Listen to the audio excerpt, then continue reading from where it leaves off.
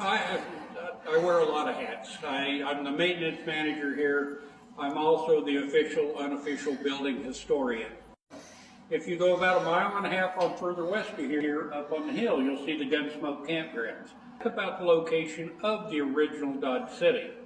The reason Dodge City was there is you had to be 5 miles away from Fort to serve alcohol. The Army figured that by the time a soldier had crawled, stumbled, and walked 5 miles, he'd be sober enough to go back to doing work. So they started out, they tied a rag on a wagon wheel, they counted the revolutions, and when they got the proper number, they set up their tent with the gambling and the girls and everything that went along with it. Later, a village sprung up around it, and in 1872, Dodge City was recognized as an official city. So, in those days, regardless of what you see on Gunsmoke, once your train station in your town, some chinkers out of could actually catch your town on fire and burn it down. And the reason Dodge City moved is it became indebted to a New Jersey banker.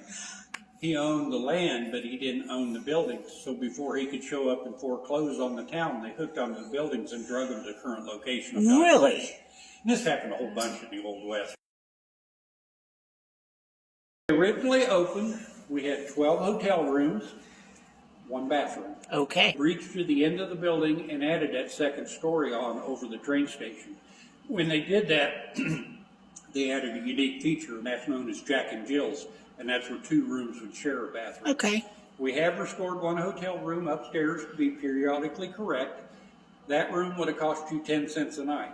Had you rented a Jack or a Jill, they were 25 cents a night, when 2 bits was quite a bit of money. Yeah. Because this is the first purposely built Fred Harvey hotel, restaurant, train station. No dining cars or no sleeper cars on the trains in those days. So we did cater to the upper crust because they had the money to be able to travel. Hired single women of good reputation to run its facility, and that's where the Harvey girls come from. A Harvey girl, you had to be between the ages of 18 and 35 and a fair complexion. Worked for Fred. The first thing she did, she went to Fred Harvey School. And she was taught to ride, she was taught manners, culture, arts, like a finishing school. Wow. And this, when a girl signed on to come out west, she signed a 2-year contract. For 2 years, she had to live in the dormitory, which is the 2-story building about 20 foot to the east of it. She could not get married, and she could not become a child. If she decided to leave before her 2 years was up, she had to pay for the next girl to come out and finish her contract. Many of those dowries were paid by our doctors, our lawyers, or businessmen, because if you married a Harvey girl, you did really well.